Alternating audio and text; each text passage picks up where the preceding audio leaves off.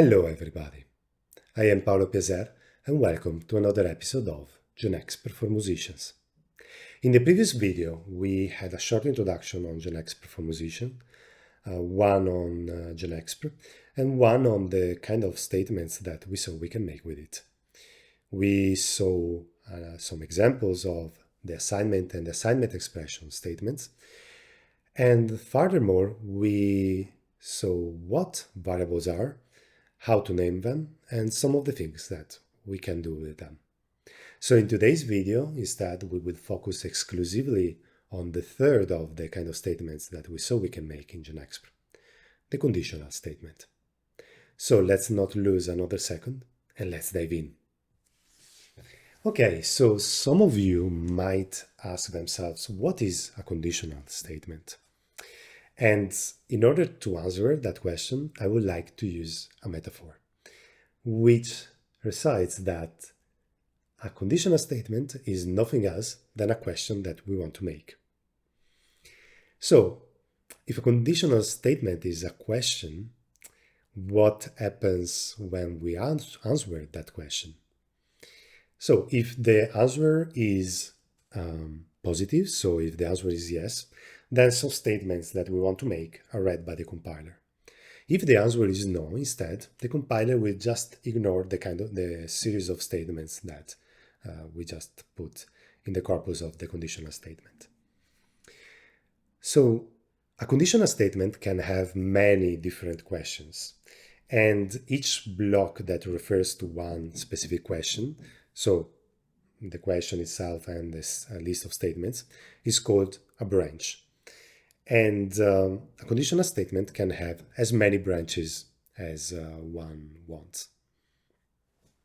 Now, how to build our conditional statements? What is the syntax that we need to use?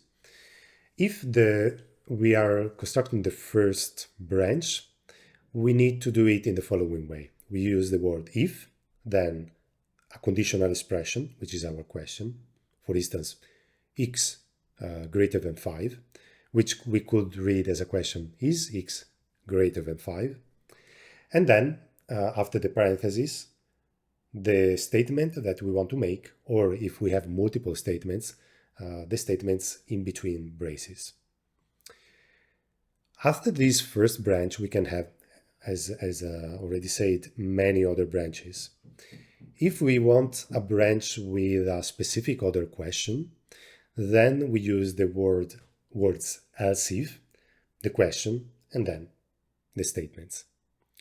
If instead we do not have any other question and we still want to state something in case the answer to all the previous questions in the previous branches are negative, then we can construct the final branch of a conditional statement with the word else, followed by the statement or the statements that we want to make.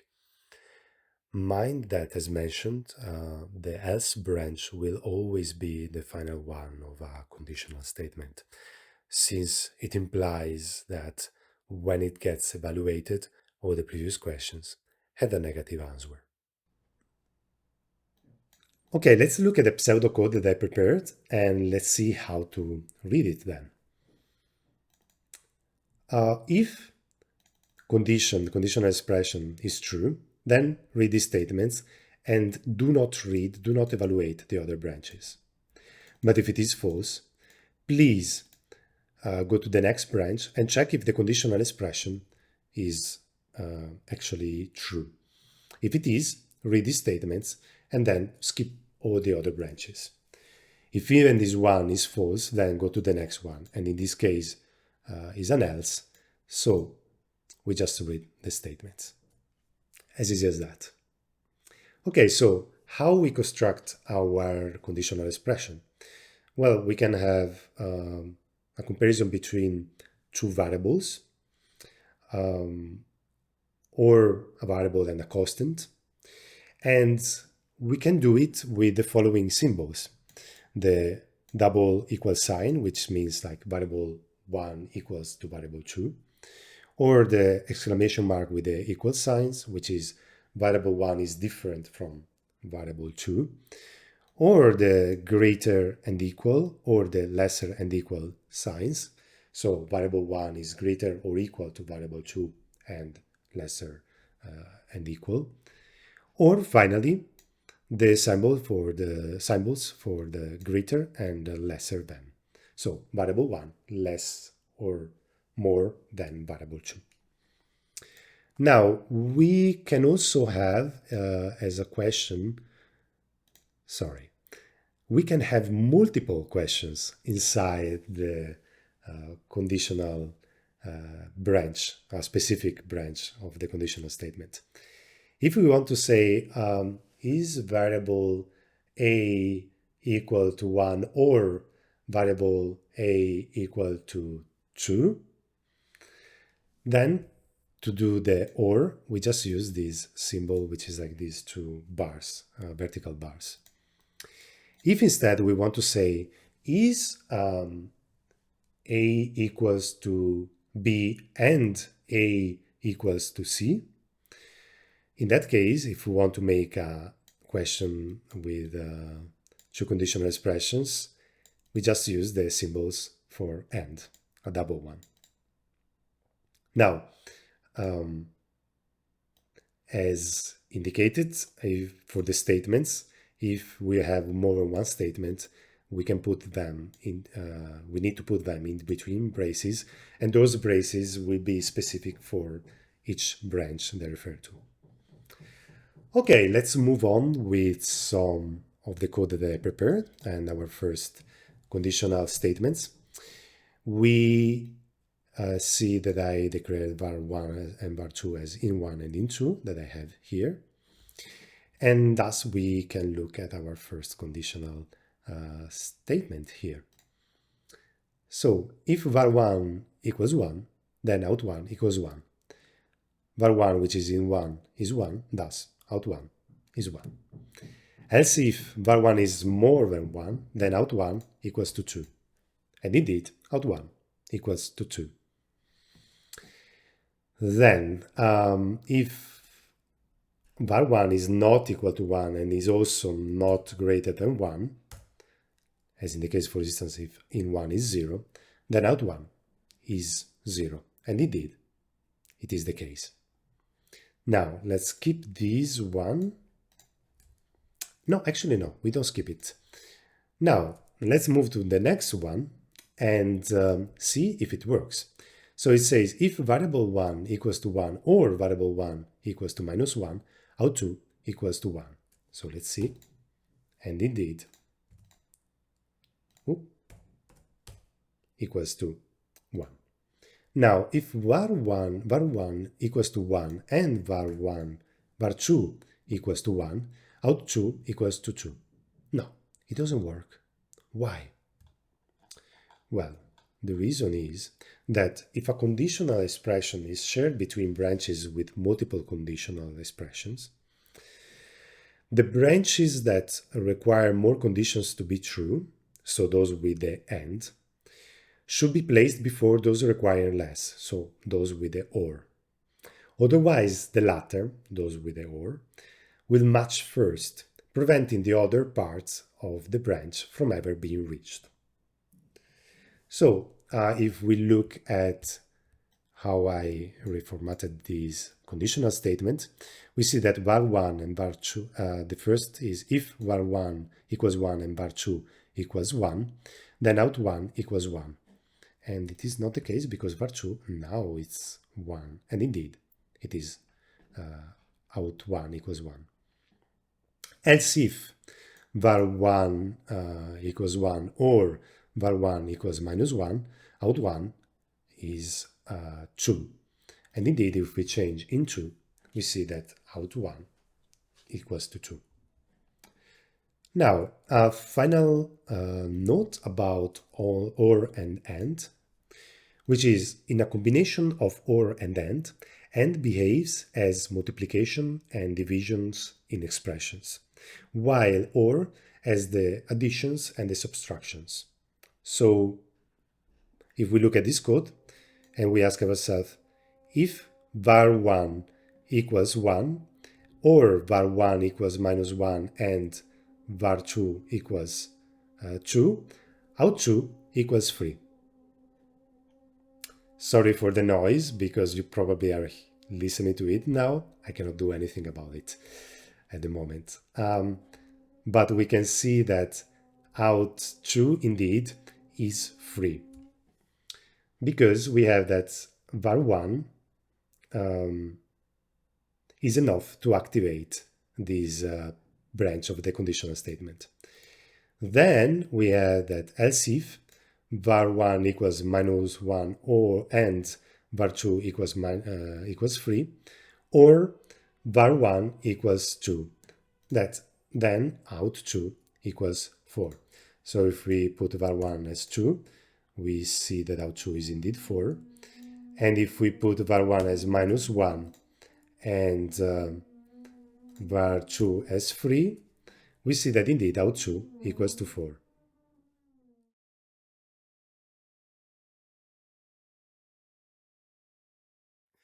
Now, let's go on with a short note.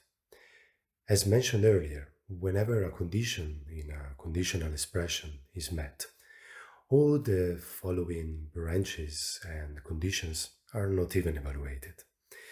If we want all our conditional expressions to be evaluated, we need to write several conditional statements instead of building only one with several branches, as it is the case of the code that I wrote here.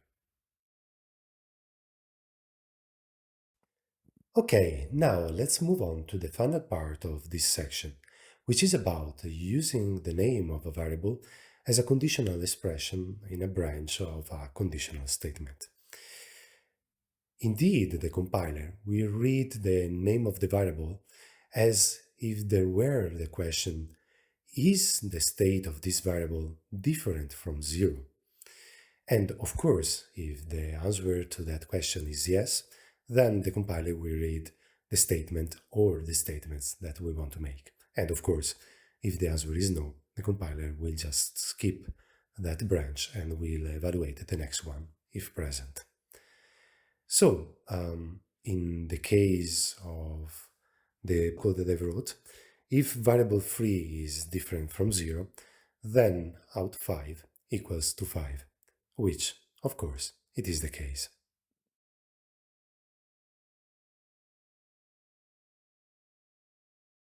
Okay, so let's look at nested conditionals, because we can nest our conditional statements one into the other, and there is nothing much to say about it. It's just indeed a matter of nesting one into the other. And indeed, we see that in 1, in 2, and in 3 are 1, 2, and 3.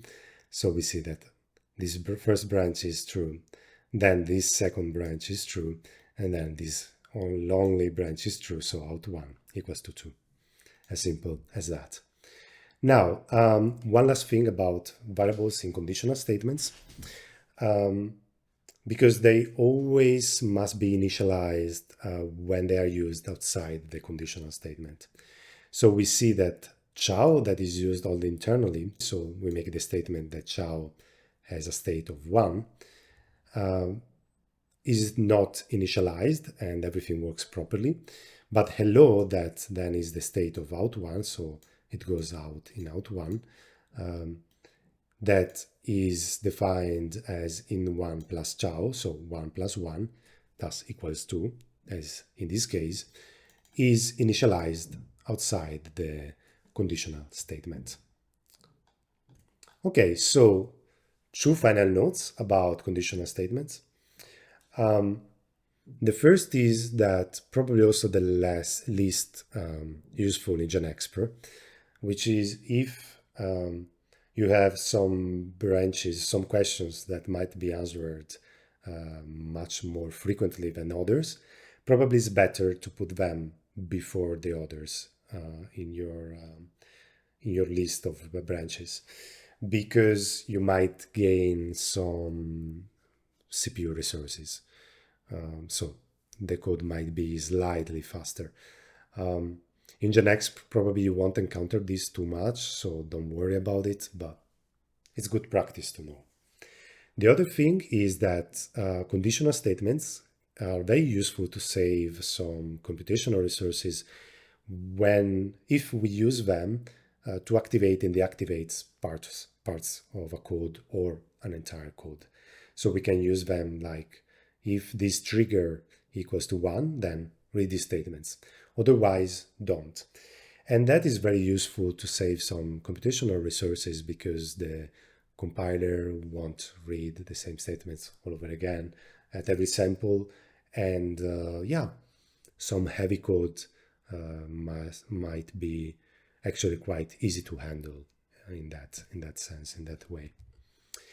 Okay, so one last thing. Let's look at what we can do with a conditional statement. So I have some inputs that are a sine wave, a ramp, and then a triangle kind of wave. I have stated select input and select output as the two inputs. And I created two conditional statements so that we change the input and then we change where this input is going, so to what output. Indeed, if we use the input 1, we state in 1 as 1, we have a sine. Otherwise, we have a ramp. Otherwise, we have a triangle. And then, indeed, if in2 is 1, then everything goes out from in1, from out 1. If it is in2 is 2, then everything goes out from out 2. And if it is 3, everything goes out from 3. So we have input-output selectors. Okay, so for the video of today, this is it. I am sorry for all the noises of the neighbors, and still though, I hope that everything was clear enough for you. However, if you have doubts, comments, or feedbacks, please leave them down below. And yes, I'm very happy to have you here also for this episode of GenExpr for Musicians, and I hope to see you at the next one. Have a fantastic day, afternoon, or evening. Ciao.